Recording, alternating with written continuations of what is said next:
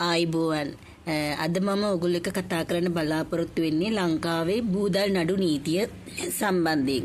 ලංකාවේ බූදල් නඩු නීතිය ඒ කියන්නේ ටෙස්ටමෙන්ටරි ලෝ කියන්නේ හම් පුද්ගලයෙක් මිය ගියාට පස්සේ ඔහු සතු දීපල ඒ කියන්නේ ඉඩකඩම් මුදල් වාහන වගේ දේවල් නීත්‍යානුකූලවම උරුමකරුවන් අතර බෙදා දීම සම්බන්ධ ක්‍රියාවලියයි. මේකෙදි ප්‍රධාන වශයෙන්ම අවස්ථා දෙකක් තියෙනවා. පළවෙනි එක තමයි අන්තිම කැමැති පත්‍රයක් තියෙනවා නම් ඒවා උරුම වෙන්නේ කොහොමද කියන එක. අනිත් එක තමයි අන්තිම කැමැති පත්‍රයක් නැති වෙලාවට දීපල උරුමකාරයන් අතර උරුම වෙන්නේ කොහොමද කියන එක. එතකොට අන්තිම කැමැති පත්‍රයක් තියෙනවා නම් මියගිය පුද්ගලයා ඒකේ සඳහන් කරලා තියෙන අන්තිම කැමැති පත්‍රය ඊටු කරන්න එක්සිකියුටර් විසින් දිස්ත්‍රික් උසාවියේ නඩුවක් පවරලා ප්‍රොබේට් බලපත්‍රය ලබා ගන්න ඕනේ. එතකොට ඒ පත්‍රයේ සඳහන් විදිහට දීපල බෙදා දෙන්න පුළුවන්. මියගිය පුද්ගලයා අන්තිම කැමැති පත්‍රයක් ලියලා නැත්නම් ඒ දීපල බෙදන්නේ ලංකාවේ පවතින අනුප්‍රාප්ති නීතිය අනුව. මේකෙදි ළඟම ඥාතීන් විසින් දීපල පාලනය කිරීමට අඩ්මිනිස්ට්‍රාසි බලපත්‍රයක් උසාවියෙන් ලබා ගන්න ඕන. ලංකාවේ වර්තමාන නීතියට අනුව මියගිය පුද්ගලයාගේ දීපලවල මුළු වටිනාකම රුපියල් මිලියන 4ක්. ඒ කියන්නේ ලක්ෂ 40ක් හරි ඊට වඩා වැඩි නම් හරි දිස්ත්‍රික් උසාවියක බූදල් නඩුවක් පැවරීම අනිවාර්යයි. මෙහිදී දීපල බෙදී යන ආකාරය ගැන අපි සලකා බැලුවොත් එහෙම සාමාන්‍ය නීතිය යටතේ දීපල බෙදිලා යන්නේ කලත්‍රය. ඒ කියන්නේ බිරිඳ හෝ සැමියා ජීවතුන් අතර ඉන්නවා නම් ඒ දීපල වලින් හරි අඩක් භාගයක් ඔහුට හරි ඇයට හරි හිමි වෙනවා. ඉතිරි අඩ දරුවන් අතර සමානව බෙදී යනවා. දරුවෝ නැත්තම් වෙනත් ඥාතීන් ඒ කියන්නේ මව්පියන් සහෝදරයන් වගේ අය වෙත ඒ දීපල උරුම වෙනවා. ලංකාවේ පුද්ගලයා අයිති වෙන ජන වර්ගය එහෙම නැත්තම් ප්‍රදේශය අනුව උදාහරණයක් විදිහට උඩරට නීතිය, තේසවලමේ නීතිය හෝ මුස්ලිම් නීතිය ගත්තොත් එහෙම මේ නීති වලට අයිති අයට මේ දීපල බෙදලා යන ක්‍රමවේදය වෙනස් වෙන්න පුළුවන්.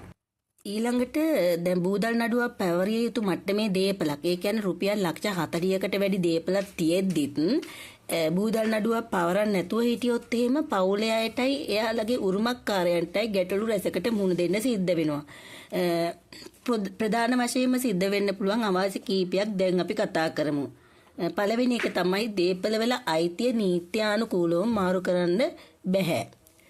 ඒ කියන්නේ මියගිය අයගේ නමට තියෙන ඉඩම්, නිවාස, හෝ වාහන ඒ වගේම වෙනත් අයගේ නමකට හරවා ගන්න ට්‍රාන්ස්ෆර් කරන්න විදියක් නැහැ. බූදල් නඩුවක් මගින් ලබා ගන්න උසාවි නියෝගයක් නැතුව රෙජිස්ට්‍රාර් ජෙනරාල් කාර්යාලය හෝ මෝටර රථ ප්‍රවාහන දෙපාර්තමේන්තුව මේ වගේ අයිතිය මාරු කරන්නේ නැහැ. දෙවැනි එක තමයි බැංකු ගිණුම් සහ ස්ථාවර තැන්පතු ලබාගත නොහැකි වීම. පුද්ගලයෙක් මියගිය පුද්ගලයාගේ බැංකු ගිණුම් වල ඇති මුදල් ලබා ගන්න නම් උසාවියෙන් නිකුත් කරන අඩ්මිනිස්ට්‍රාත් බලපත්‍රය letters of administration හෝ probate බලපත්‍රය බැංකුවකට ඉදිරිපත් කරන්න ඕන. මුදල ඊටාම සුළු ප්‍රමාණයක් නම් බැංකුවක් මගින් අභ්‍යන්තර පරීක්ෂණයකින් පස්සේ මුදල් නිදහස් කරනවා. තුන්වෙනි කාරණේ තමයි දීපල විකුණන්න නොහැකි වෙනවා. ඔබට එම ඉඩමක් හෝ නිවසක් විකුණන්න අවශ්‍ය වුවහොත් ගැනුම්කාරයාගේ නීතිඥයා අනිවාර්යයෙන්ම බූදල් නඩුවක් මගින් තහවුරු වෙච්ච අයිතිය ටෙස්ටමෙන්ටරි ටයිටල් පරීක්ෂා කරනවා. ඒක නැතුව ඒ දීපල විකුණන්න නීත්‍යානුකූල හැකියාවක් නැහැ. හතරවෙනි එක තමයි නීතිමය ආරවුල් ඇතිවීම.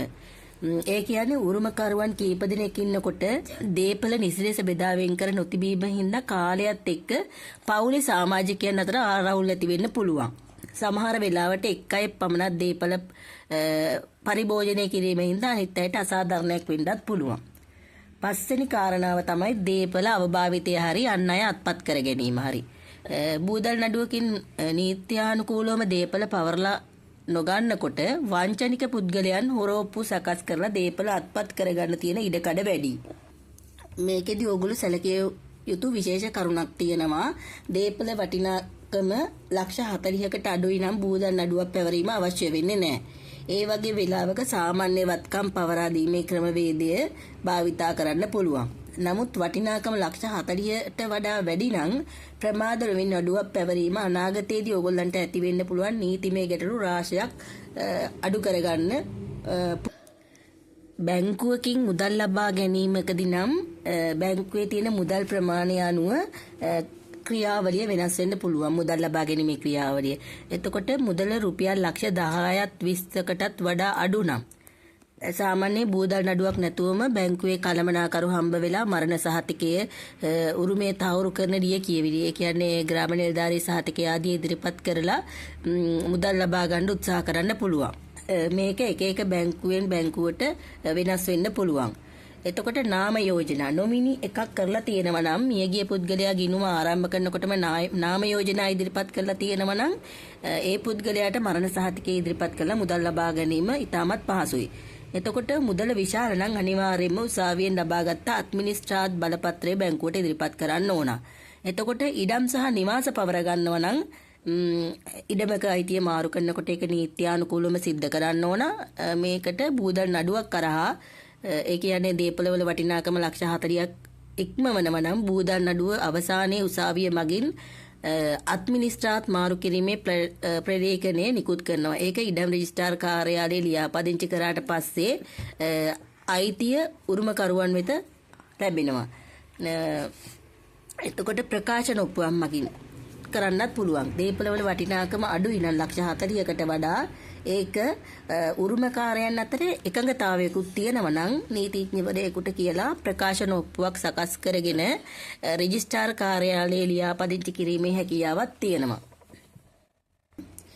ලංකාවේ බූදල් නඩුවක් පැවරීම අනිවාර්ය බවට ප්‍රකාශ වෙන්නේ 1889 අංක 2 දරන සිවිල් නඩු විධාන සංග්‍රහයේ.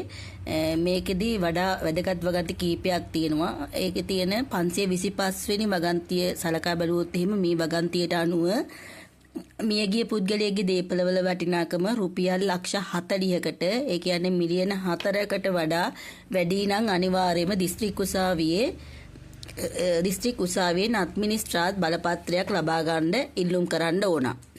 547 වෙනි වගන්තියෙන් කියනවා යම් පුද්ගලයෙක් මිය ගියාට පස්සේ ඒ දේපළ බෙදන්න හරි පවරන්න හරි අදාළ නඩු කටයුත්ත පවත්වාගෙන යන්න නම් අනිවාර්යයෙන්ම ප්‍රොබේට් හරි අඩ්මිනිස්ට්‍රාත් බලපත්‍රයක් හරි තියෙන්න ඕනේ කියලා. එහෙම නැතුව ඒ දේපළ සම්බන්ධයෙන් ගන්න නීතිමය ක්‍රියාමාර්ග වළංගු වෙන්නේ නැහැ කියලා මේ 547 වගන්තියෙන් දක්වලා තියෙනවා. ඊට පස්සේ අපි බලමු දේපළවල වටිනාකම තීරණය කරන්නේ කොහොමද කියලා. මේකෙදි සලකලා බලන්නේ මියගේ දිනේදී ඒ දේපළවල තිබ්බ වෙළඳපළ වටිනාකම. රුපියල් ලක්ෂ 40ට වැඩි වුණොත් එහෙම බූදල් නඩුවක් පැවරීම අනිවාර්ය වෙනවා. රුපියල් ලක්ෂ 40කට අඩු නම් බූදල් නඩුවක් පැවරීම අනිවාර්ය වෙන්නේ නැහැ. ඒ වගේ අවස්ථාවකදී සාමාන්‍ය නීතියට අනුව උරුමකාරයන් අතර දේපළ බෙදා ගැනීමේ හැකියාව තියෙනවා. මේකේ තියෙන වාසිය මොකක්ද කියලා බැලුවොත් එහෙම මේ නීතිය පනවලා තියෙන්නේ මැරිච්ච පුද්ගලයාගේ ණය හිමියන් ආරක්ෂා කරන්න.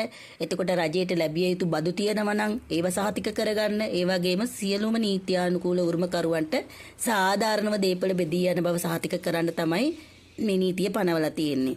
එතකොට බූදල් නඩුවක් පැවරිය යුතු මට්ටමේ ලක්ෂ 40කට වැඩි දේපලක් තියෙද්දිත් ඒක අනිවාර්යයෙන්ම නොපවරා හිටියොත් එහෙම සිද්ධ වෙන්න පුළුවන් බරපතලම නීතිමය සහ ප්‍රායෝගික ගැටලු කීපයක් අපි දැන් කතා කරමු. පළවෙනි එක තමයි නීත්‍යානුකූලවම දේපල විකුණන්න හරි පවරන්න හරි අපිට හැකියාවක් ලැබෙන්නේ නැහැ ඒකෙන්.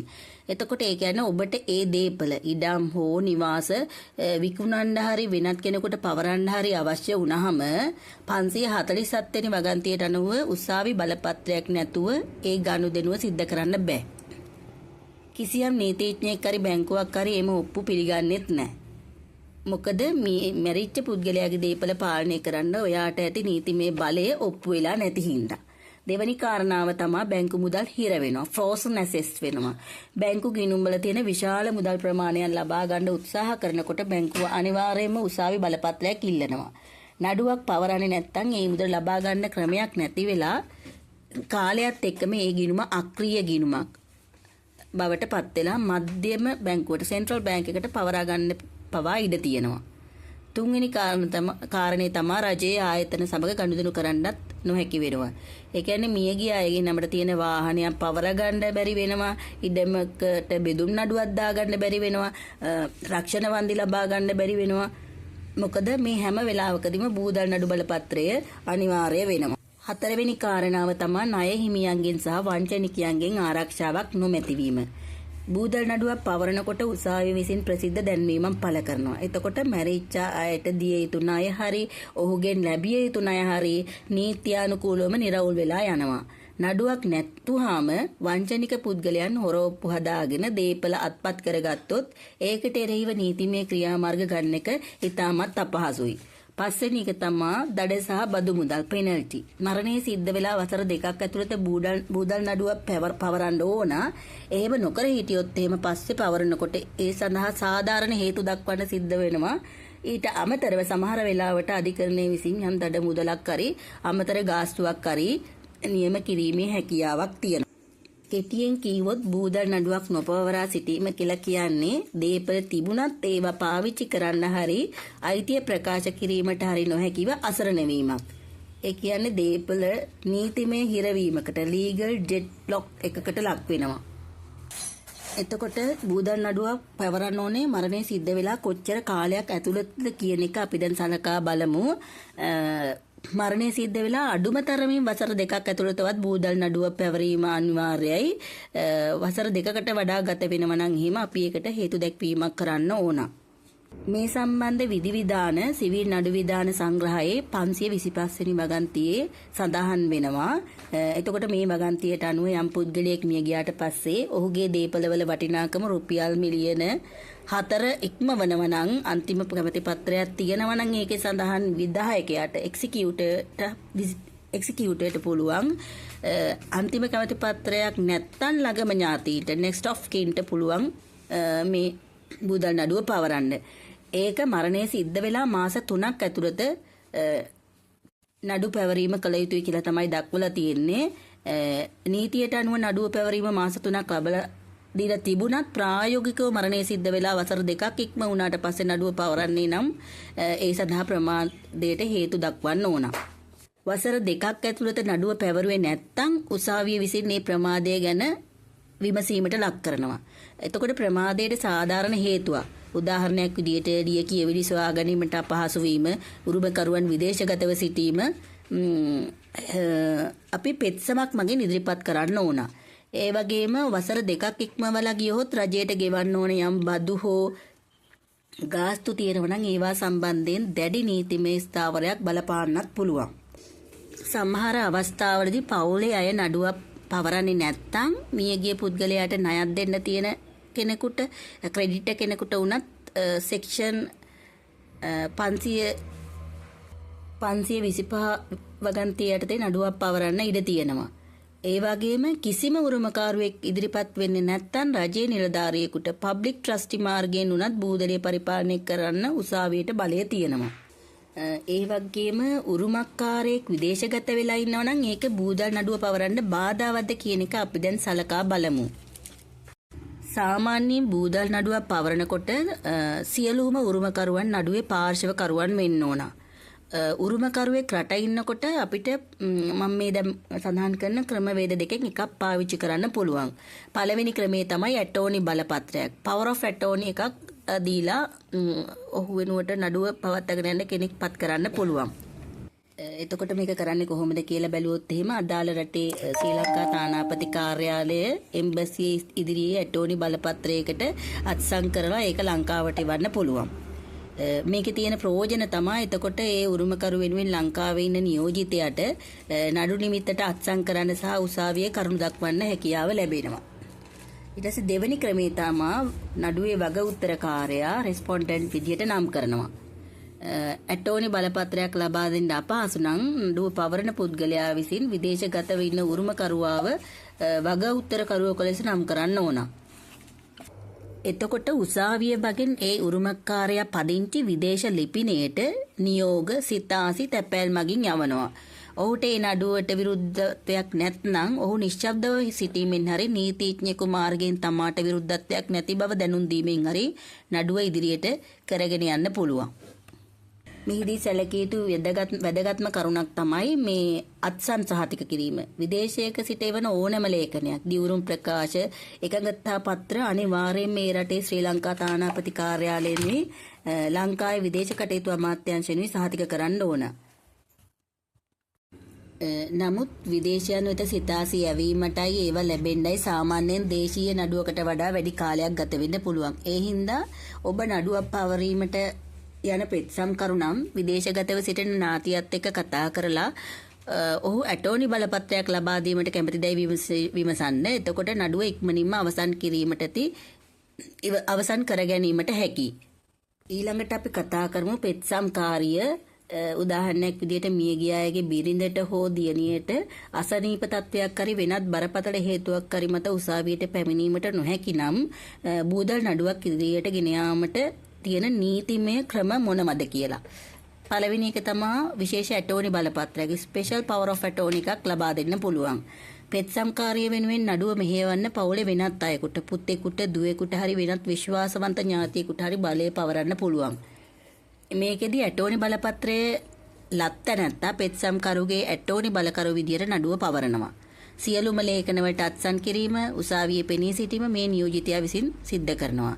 දෙවෙනි එක තමයි කොමිසමක් මගින් සාක්ෂි මෙහෙවීම. නඩුවක් පවරනකොට පෙත්සම්කාරිය දිවුරුම් ප්‍රකාශයක් මගින් කරුණු ඉදිරිපත් කරන්න ඕන. ඇතැම් වෙලාවට සාක්ෂි දීමට සිද්ධ වෙනවා.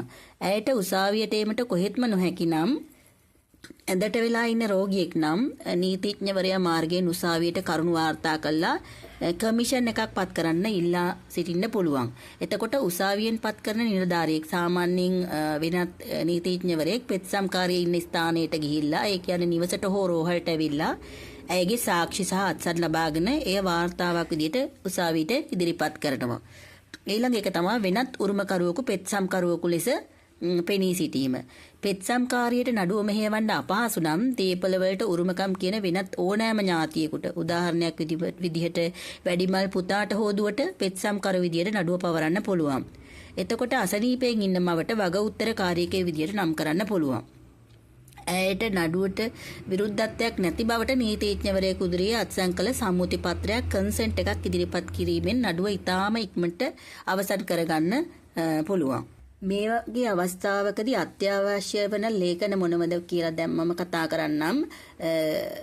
වෛද්‍ය සහතිකය සහ දිවුරුම් ප්‍රකාශයක් තමයි මෙහිදී අවශ්‍ය වෙන්නේ. වෛද්‍ය සහතිකයේ බකින් නැයට උසාවියට පැමිණීමට නොහැකි බවට තහවුරු කරන රජයේ වෛද්‍යවරයෙකුගෙන් ලබාගත් සහතිකයක් ඉදිරිපත් කිරීම අවශ්‍ය වෙනවා. ඒ වගේම ඇය වෙනුවෙන් වෙනත් අයෙකු නඩුව පවරන්නේ ඇයිද කියන එක පැහැදිලි කරන්න දිවුරුම් ප්‍රකාශයකුත් අවශ්‍ය වෙනවා.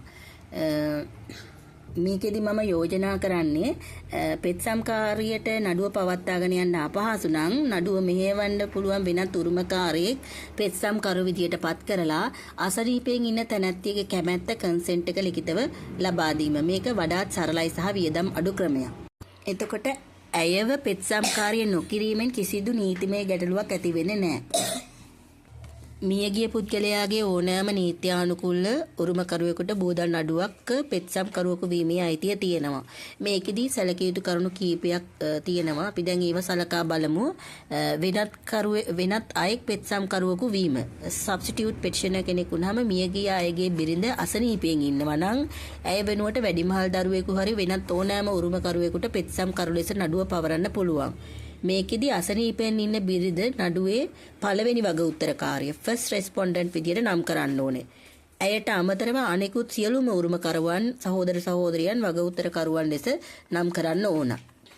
දෙවැනි එක තමයි කැමැත්ත ලබා දීම. බිරිඳ පෙත්සම්කාරිය නොවන අවස්ථාවක නඩුව ඉක්මනින් අවසන් කරන්න නම් ඇය සම්මුති පත්‍රයක් කන්සෙන්ට් ඩොකියුමන්ට් එක මගින් ඒ බව ප්‍රකාශ කළ යුතුයි. මගේ ස්වාමිපුරුෂයාගේ බූදලේ පාලනය කිරීමට මගේ දුව හරි පුතා හරි පත් කරනවට මගේ විරුද්ධත්වයක් නැහැ කියලා ප්‍රකාශ කරන්න ඕනේ. මේ ලේඛනයේ නීතිඥවරයෙක් හරි සාම විනිසුරුවරයෙක් හරි ඉදිරියේ ඇය සිටින තැනකට ගෙනහිල්ලා අත්සන් කරව ගන්න පුළුවන්. එතකොට ඇයට උසාවියේමට අවශ්‍ය වෙන්නේ නැහැ. මෙසේ කිරීමෙන් දේපලවල අයිතියට බලපෑමක් වෙනවද කියලා බලමු. පෙත්සම්කරු වෙන්නේ කවුද කියන එක මත දේපල බෙදී යන ප්‍රමාණය තීරණය වෙන්නේ නැහැ. පෙත්සම්කරු යනු හුදෙක් නඩුව මෙහෙවන සහ දේපල කළමනාකරණය කරන තැනැත්තා විතරයි.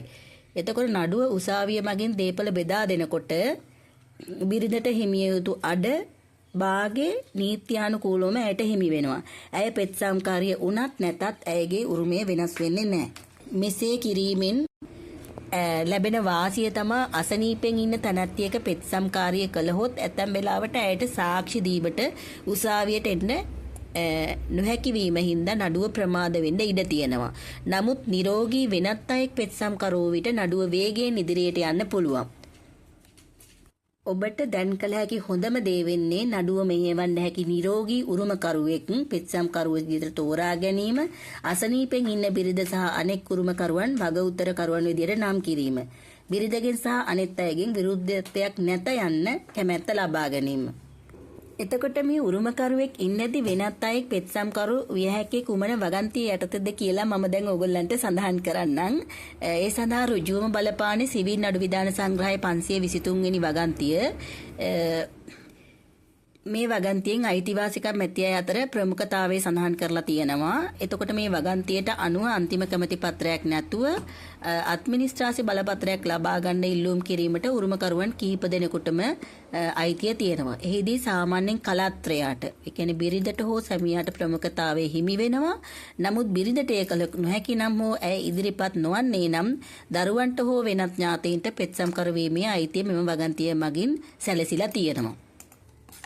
එතකොට 528 වෙනි වගන්තිය යටතේ පෙත්සම ඉදිරිපත් කිරීම සම්බන්ධයෙන් කරුණු දක්වලා තියෙනවා. ඒකෙදි අඩ්මිනිස්ට්‍රාත් බලපත්‍රය සඳහා ඉල්ලුම් කරන ඕනෑම අයෙක් මේ වගන්තිය යටතේ උසාවියට පෙත්සමක් ඉදිරිපත් කරන්න ඕනේ. එහිදී තමාට දේපල පාලනය කරන්න තියෙන අයිතිය උදාහරණයක් විදිහට මියගිය අයගේ පුතා බව ඥාතීත්වය ඔප්පු කරන්න ඕන.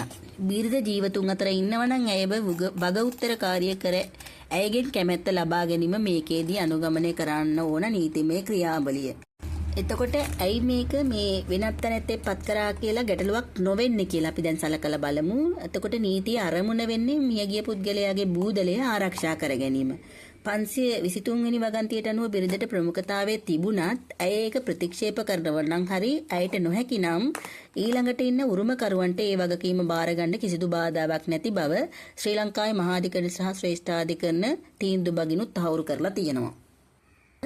ඊළඟට මම ඔයගොල්ලොත් එක්ක කතා කරන්න බලාපොරොත්තු වෙන්නේ බූදල් නඩුවක් ටෙස්ටමෙන්ටරි කේස් එකක් පැවරීම සඳහා ඔබට අවශ්‍ය වන ලේඛන සහ තොරතුරු ලැයිස්තුව.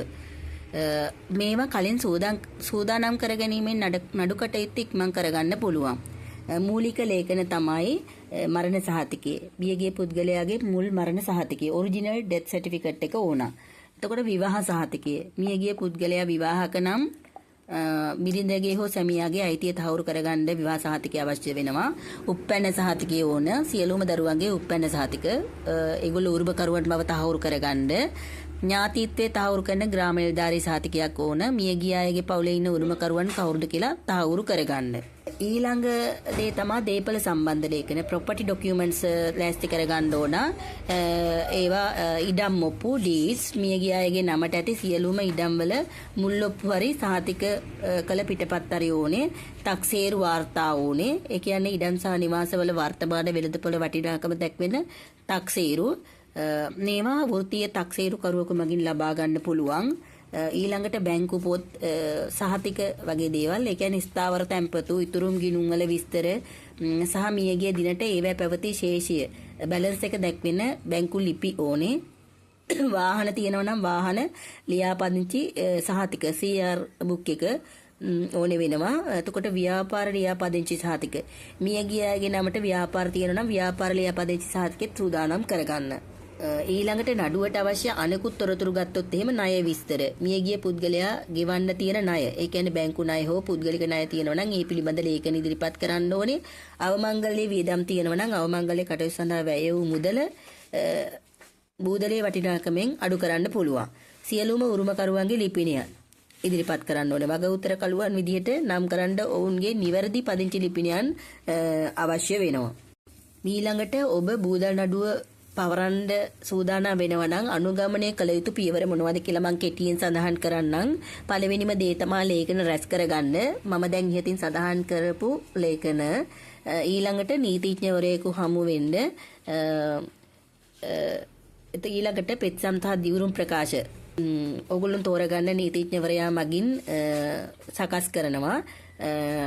එතකොට කැමැත්ත ලබා ගැනීම කරගන්න. ඒක අසනීපෙන් ඉන්න බිරිඳ හරි අනෙක් උරුමකරුවන් හරි නඩුවට විරුද්ධ නැති බවට අත්සන් කරලා තියෙන්න ඕන. එතකොට මේ විදිහට නඩුව පවරපුවාම උසාවිය මගින් අතුරු නියෝගයක් මූලික කරුණු සලකා බැලීමෙන් පසුව උසාවිය මගින් නිකුත් කරනවා. ඊළඟට ප්‍රචාරණය සහ විරෝධතා තියෙනවද කියලා මේ නඩුව ගැන පුවත්පත්වල දැන්වීම් පළ කරනවා. කවුරු හරි කෙනෙක් විරෝධතාවයක් නොදක්වන්නේ නම් මේ නඩුව ඉදිරියට කරගෙන යනවා. අවසානයේදී උසාවිය විසින් ඔයාට නිල වශයෙන්ම දේපල පාලනය කරන්නයි බෙදා හරින්නයි බලය ලබා දෙන සහතිකය නිකුත් කරනවා. කියන්නේ අවසාන බලපත්‍රය letters of administration ලබා දීම කරනවා. නඩුව අවසානයේ ඔබට ලැබෙන මේ බලපත්‍රය ඉතා ප්‍රබල ලේඛනයක්. ඒක ලැබුණට පස්සේ බැංකුවල ඇති ඕනෑම මුදලක් ලබා ගැනීමට ඔබට නීතිමය බලය ලැබෙනවා. ඉඩම්වල අයිතිය මාරු කරන්න, ලේඛන සකස් කරන්න පුළුවන්. මියගිය අයගේ නමට තියෙන කොටස් වෙළඳපොළ ආයෝජන හෝ රක්ෂණ වන්දි ලබා ගැනීමේ හැකියාව ලැබෙනවා. බූදල් නඩුවක් විභාග වෙමින් පවතින අතරතුර පෙත්සම්කරු හරි වගඋත්තරකරුවෙකු හරි මිය යාමෙන් නඩුවේ ගමන් මගට බලපෑමක් වෙනවද කියන කාරණාව දැම්මම ඔයගොල්ලෝ එක්ක කතා කරනවා. ඒකෙන් නඩුව අහෝසි වෙන්නේ නැහැ ඇත්තටම. එවැනි අවස්ථාවක සිවිල් නඩු විධාන සංග්‍රහයේ 15 වෙනි පරිච්ඡේදයේ ප්‍රකාරව පියවර ගන්න පුළුවන්. මේකෙදි සිද්ධ වෙන දේ තත්වයන් දෙකක් යටතේ පැහැදිලි කරන්න පුළුවන්. පළවෙනි කාරණාව තමයි පෙත්සම්කරු මිය ගියහොත් නඩුව පවරන ලද පුද්ගලයා මිය ගියහොත් නඩුව ඉදිරියට ගෙන යාම සඳහා ආදේශක පෙත්සම්කරුවෙකු සබ්ස්ටිටියුට් පෙටිෂනර් කෙනෙක් පත් කරන්න ඕන. ඒක කරන්නේ මියගිය පෙත්සම්කරුගේ නීත්‍යානුකූල උරුමකරුවෙක් පුතෙක් හරි දුවෙක් හරි විසින් මරණ සහතිකය ඉදිරිපත් කළා තමන්ව පෙත්සම්කරු ලෙස පත් කරන ලෙස උසාවියෙන් ඉල්ලා සිටින්න පුළුවන්. එතකොට මේක කරන්න ඕන කාල සීමාව තමයි මරණය සිද්ධ වෙලා මාස 9ක් ඇතුළත මේ ආදේශ කිරීම සිද්ධ කරන්න ඕන. එසේ නොකළහොත් නඩුව නිෂ්ප්‍රභා වෙන්න ඉඩ තියෙනවා. දෙවැනි தත්ත්වය තමයි වග උත්තරකරුවෙක් මිය ගියහොත්. දීපල උරුමකරුවෙක් විදියට නම් කරලා ඉන්න වග උත්තරකරුවෙක් මිය ගියහොත් ඔහුගේ උරුමය අහෝසි වෙලා යන්නේ නැහැ. මෙහිදී මියගිය වග උත්තරකරු වෙනුවට ඔහුගේ නීත්‍යානුකූල උරුමකරුවන්ව ඔහුගේ බිරිඳ හෝ දරුවන් නඩුවේ පාර්ශවකරුවන් ලෙස ඇතුළත් කරන්න ඕන. මෙහිදී දේපල බෙදී යන ආකාරය තරමක් සංකීර්ණ වෙන්න පුළුවන්. මොකද මියගිය වග උත්තරකරුට හිමිවීමට තිබූ කොටස දැන් ඔහුගේ උරුමකරුවන් අතර බෙදී යන හින්දා. මේකෙදි ඇතිවන නීතිමය ගැටලුව තමයි නඩුව ප්‍රමාද වීම. මොකද නව පාර්ශවකරුවන් ඇතුළත් කිරීමේදී නැවත සිතාසියවන්න දිවුරුම් ප්‍රකාශ ඉදිරිපත් කරන්න සිද්ධ වෙන හින්දා නඩුව අවසන් වෙන්න යන කාලය වැඩි වෙනවා. මියගිය පුද්ගලයා යම් අයෙකුට ඇටෝනි බලපත්‍රයක් ලබා දීලා තිබුණේ නම් ඔහුගේ මරණයත් එක්කම මේ ඇටෝනි බලපත්‍රය ඉබේම අහෝසි වෙනවා. නව පාර්ශවකරුට අවශ්‍ය නම් අලුතින් බලපත්‍රයක් දිය යුතුයි. යම් හේකින් නඩුව අතරතුර මේ වගේ මරණයක් සිද්ධ වුණොත් වහාම ඔබේ නීතිඥවරයා දැනුවත් කරන්න. එවිට ඔහු අදාළ පුද්ගලයන් ආදේශ කරන්න අවශ්‍ය පෙත්සම් සකස් කරනවා. අවසාන වශයෙන් මම කතා කරන්න බලාපොරොත්තු වෙන්නේ බූදල් නඩුවක් අවසන් වෙන්න ගත වෙන කාලය සම්බන්ධයෙන්. බූදල් නඩුවක් අවසන් වෙන්න ගත වෙන කාලයේ පවුලේ සමාජිකයන් අතර තියෙන එකඟතාවය සහ දේපළවල ස්වභාවය අනුව වෙනස් වෙනවා. සාමාන්‍යයෙන් ශ්‍රී ලංකාවේ දිස්ත්‍රික් උසාවියක මේ ක්‍රියාවලිය සඳහා ගත වෙන කාලය කොටස් දෙකකට බෙදලා දක්වන්න පුළුවන්. විරුද්ධත්වයක් නොමැති නඩුවක් සඳහා නම් සියලුම උරුමකරුවන් නඩුවට එකඟ නම් සහ ලියවිලි නිවැරදි නම් නඩුව අවසන් වෙන සාමාන්‍යයෙන් මාස 9 සිට වසර 1කමාරක් දක්වා කාලයක් ගත වෙන්න පුළුවන්. කාලයේ වැය වෙන ප්‍රධාන අවස්ථා තමයි නඩුව ගොනු කරන්න සහ ප්‍රකාශයට පත් කරන්න මාස 3ක විතර කාලයක් ගත වෙන්න පුළුවන්. පුවත්පත් දැන්වීම් පළ කරන්න කාලයක් ගත වෙන්න පුළුවන්. තක්සේරු වාර්තා ලැබෙන්න ගත වෙන කාලය සහ අවසාන බලපත්‍රය නිකුත් කරන්න ගත වෙන කාලය විදියට. එතකොට විරුද්ධත්වයක් ඇති නඩුවක් තියෙනවා නම් හිම උරුමකරුවන් අතර දේපල පිළිබඳ ගැටලු තියෙනවා නම් හරි අන්තිම කැමැති පත්‍රයේ සත්‍යතාවයේ පිළිබඳ තර්ක තියෙනවා නම් නඩුව අවසන් වෙන්න වසර 3-10ක් අතර කාලයක් ගත වෙන්න පුළුවන්. කාලය තීරණය කරන ප්‍රධාන සාධක තමයි උරුමකරුවන්ගේ සහයෝගය, විදේශගත උරුමකරුවන්, ලේඛනවල නිර්වෝල්භාවය, උසාවියේ කාර්යබහුලත්වය. ස්තුතියි.